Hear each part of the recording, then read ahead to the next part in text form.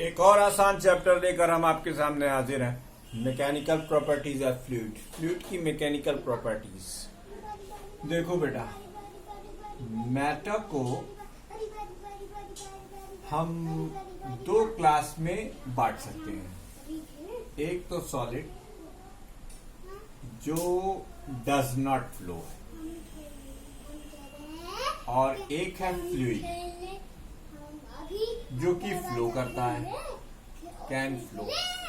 Any substance which can flow is known as fluid except mercury. Mercury एक metal होते हुए भी normal state में वो लिक्विड होता है। तो फ्लूइड अब कैन फ्लो, तो कैन फ्लो है तो इसलिए इसकी भी दो स्टेट हो जाएंगी। आप जानते हैं लिक्विड जरा कम और गैसेस जरा ज्यादा, लेकिन फ्लो दोनों में होता है। तो ये मैटर सॉलिड और फ्लूइड, फ्लूइड लिक्विड और गैसेस। लो भैया, तीन ही स्टेट है हमारे पास, चौथी ना है ना। अब a substance which can flow is known as a fluid. A substance which can flow,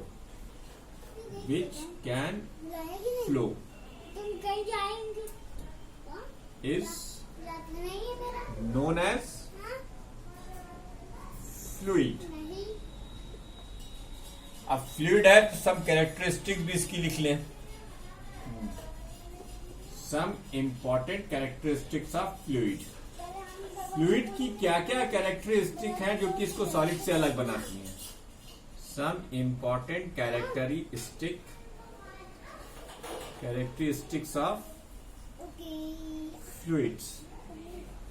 Number 1, the atoms or molecules। The atoms or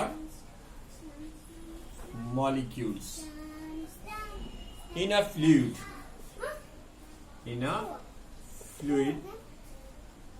are arranged in random manner। In a random manner. यही वजह है कि इनका shape अपना कोई नहीं होता। जिस बर्तन में डाल दिए जाते हैं उस बर्तन का शेप इस्तेमाल कर लेते हैं। तो ये पहली प्रॉपर्टी हो गई, पहली कैरेक्टरिस्टिक हो गई। अब इसकी एक और पहचान क्या है। अगर हम नंबर 2 लिखें, नंबर 2 के लिए जरा हम पेन बदल देते हैं। नंबर 2 हम लिखते हैं, ए fluid can not withstand. A fluid cannot withstand a tangential stress। ये फ्लूइड की सबसे खास पहचान होती है कि वो किसी भी तरह की टेंजेंशियल स्ट्रेस को विथस्टैंड नहीं करता है। A fluid has no definite shape of its own। A fluid has no definite shape of its own। इसका अपना कोई शेप नहीं होता, of its own।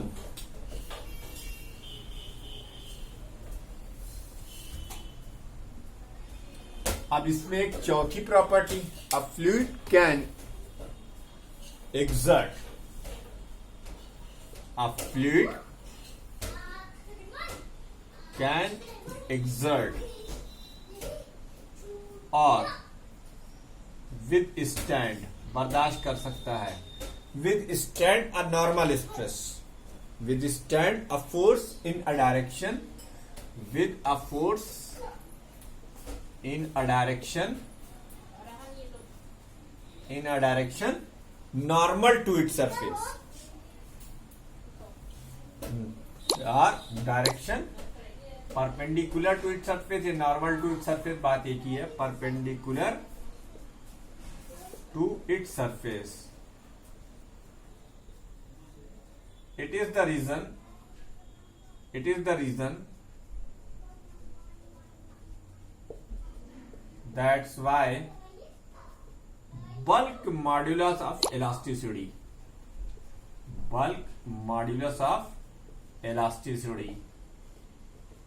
is defined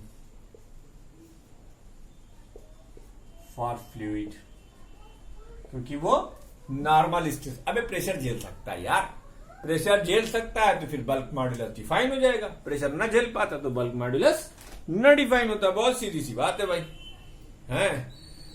तो साहब ये था मैटर की दो स्टेट, सॉलिड और फ्लूइड। सॉलिड की पहचान डज नॉट फ्लो से, फ्लूइड की पहचान कैन फ्लो से। अब फ्लो करने की क्वालिटी दोनों के पास होती है, लिक्विड एंड गैसेस की। ये वो तमाम कैरेक्टरिस्टिक्स हमने आपके सामने कलमबंद कर दिए हैं, जो कि ये साबित करने के लिए काफी है कि कैसे अलग होता है सॉलिड फ्लूइड से। ना अपना कोई शेप रखता है, ना ही कोई उसके पास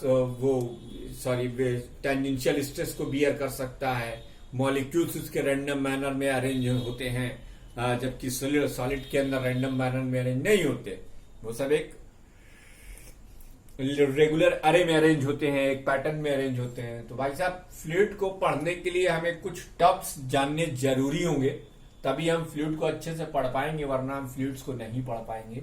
देखो ये चैप्टर भी बहुत आसान है, इसमें 2-3 इंपॉर्टेंट डेरिवेशंस हैं। अगर आप इस चैप्टर को ध्यान पूर्वक नोट कर लेते हैं तो ये सब बेसिक बातें हैं, ये सब आप ना भी याद करें तो चलेगा, लेकिन आपको आना चाहिए। तो वीडियो को पॉज कर इसको आराम से नोट कीजिए। अब हम पहली चीज आपकी स्टार्ट करते हैं, थ्रस्ट क्या है, क्योंकि थ्रस्ट से ही हम प्रेशर डिफाइन करेंगे।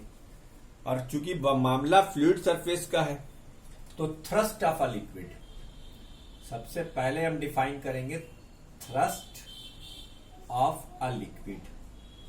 एक लिक्विड की थ्रस्ट क्या बला है भाई, thrust of a liquid, a liquid in equilibrium. अब आप जानते हैं इक्विलिब्रियम का मतलब क्या होता है, बेईमानी मत करिएगा, आपको पता है व्हाट इज इक्विलिब्रियम। इक्विलिब्रियम का मतलब एक्सेलरेशन नहीं है, भाग नहीं रहा है, ये वेसल में रख दिया गया, लिक्विड इक्विलिब्रियम में माना जाएगा। अ लिक्विड इन इक्विलिब्रियम, याद रखिएगा, a liquid in equilibrium, a liquid in equilibrium has a fundamental property, has a fundamental property that it exerts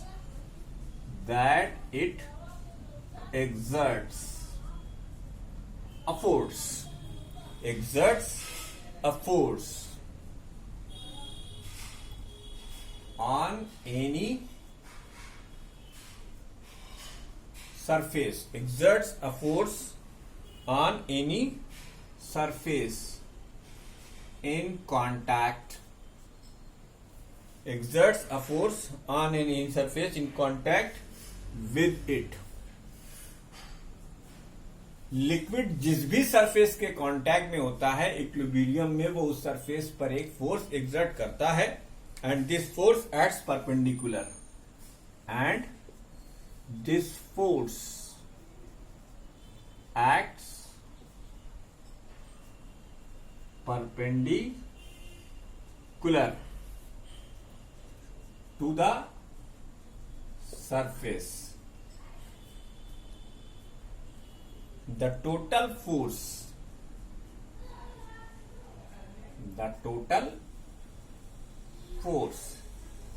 exerts by a liquid,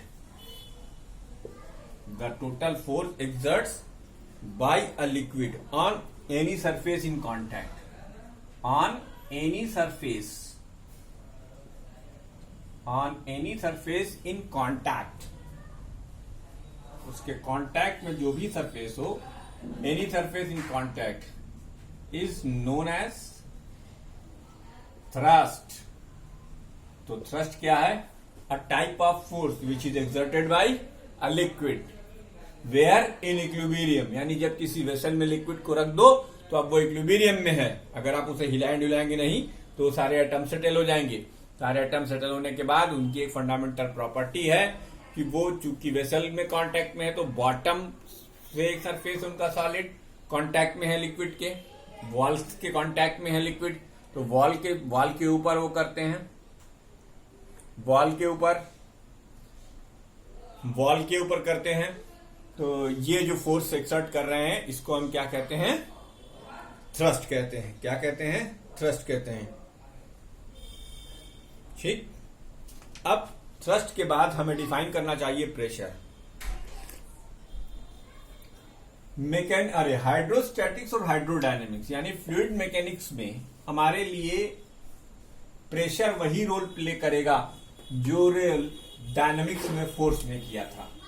हमें यहां पर प्रेशर और डेंसिटी नाम के दो टर्म्स का डीएनए जरूर करना चाहिए। Pressure, what is pressure? The pressure at a given point, the pressure at a given point, the pressure at a given point, the pressure at a given point on a surface,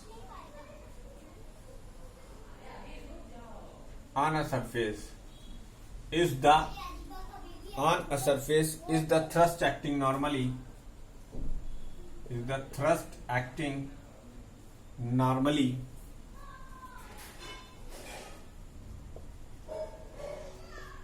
per unit area, normally per unit area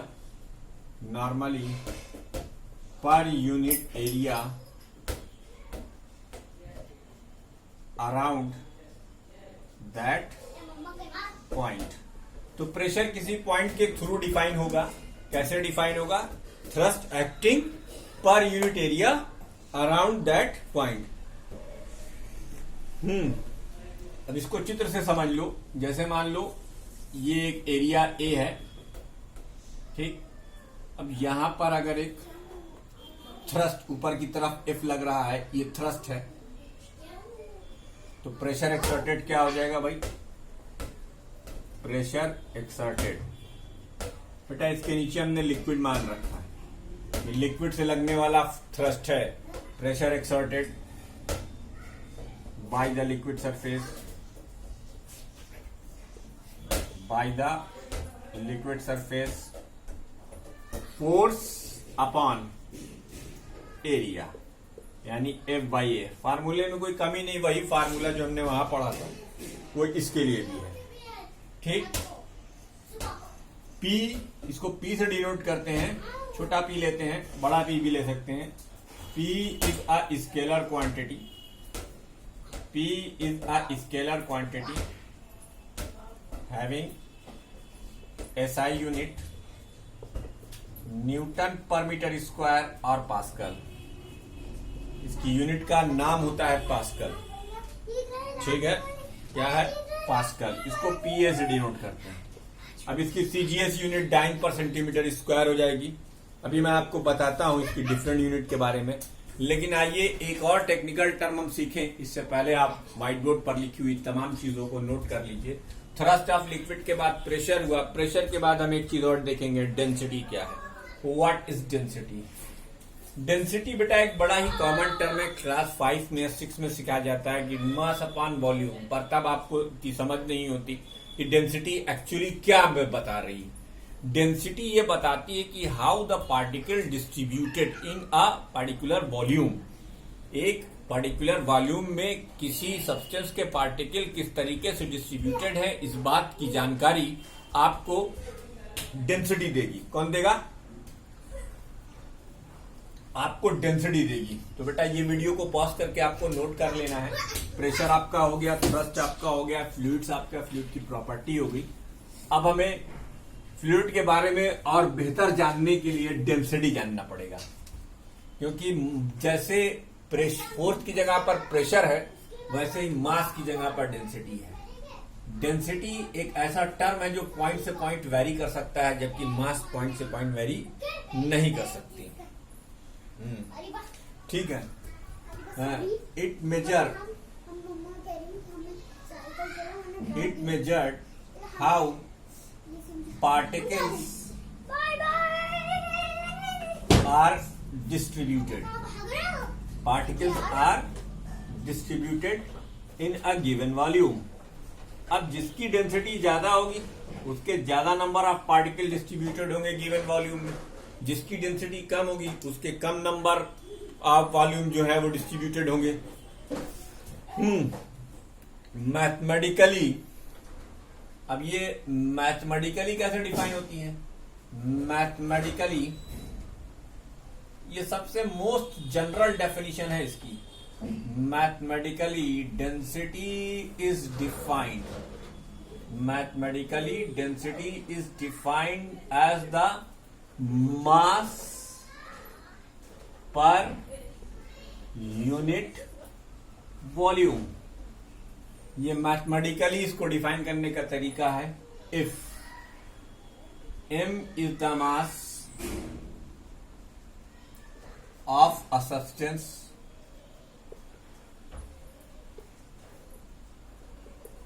having volume V, then rho, density of the substance, density of the substance, ये जो है मास upon volume हो जाएगा, mass upon volume, ये density की definition हो गई। अब डेंसिटी एक स्केलर क्वांटिटी है। Density is a scalar positive quantity, scalar quantity है, scalar quantity having SI unit, having SI unit kilogram per metre cube, having SI unit kilogram per metre cube, ये इसकी SI unit हो गई। As liquids are, as liquids are incompressible, इनकम्प्रेसिबिलिटी का मतलब होता है delta V is equal to 0। तो as liquids are incompressible, hence their density remains constant. इनकी डेंसिटी जो है वो कांस्टेंट रहती है, और यही वजह है कि हम लिक्विड का मास न लेकर लिक्विड की डेंसिटी के बारे में चर्चा करते हैं। अब एक और टर्म इसमें डिफाइन होगा, स्पेसिफिक ग्रेविटी और रिलेटिव डेंसिटी। तो ये था डेंसिटी, उसके बाद वीडियो को पॉज करके इसको नोट कर लीजिएगा। उसके बाद हम डिफाइन करेंगे रिलेटिव डेंसिटी, और रिलेटिव डेंसिटी अगर सीजीएस सिस्टम में ले ली जाए तो फिर वो स्पेसिफिक ग्रेविटी बन जाती है। तो हम सबसे पहले रिलेटिव डेंसिटी डिफाइन कर लेते हैं। Relative density, what is relative density? What is relative density? The ratio of the density of the substance,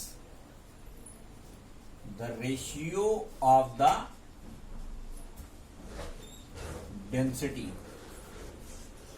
of the substance to the density of the water, density of the water at 4 degree centigrade is known as relative density. relative density, तो relative density का formula, relative density का formula density of the substance, density of substance upon density of water at 4 degree centigrade। Water के respect में क्यों define किया गया है, इसका जवाब हम आपको देंगे, लेकिन थर्मोडायनेमिक्स के चैप्टर में यहां इसकी जरूरत नहीं।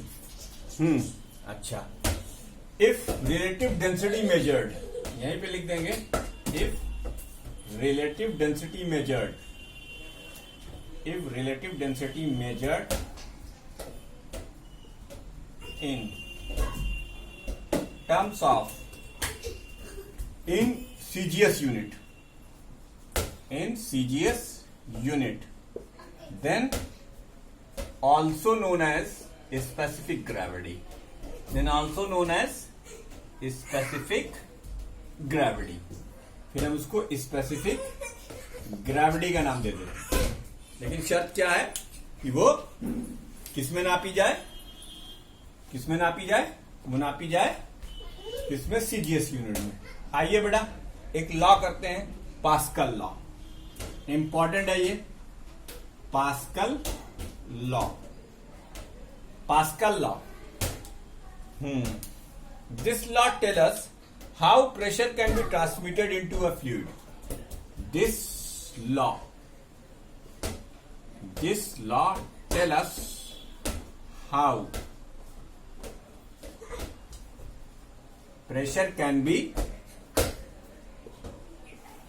transmitted in a liquid। किसी लिक्विड में प्रेशर कैसे ट्रांसमिट होता है, इसके लिए हम किस लॉ को कौन सा लॉ हमें बताता है, पास्कल्स लॉ। क्या कहता है पास्कल्स लॉ? पास्कल लॉ ये कहता है द प्रेशर एक्सर्टेड,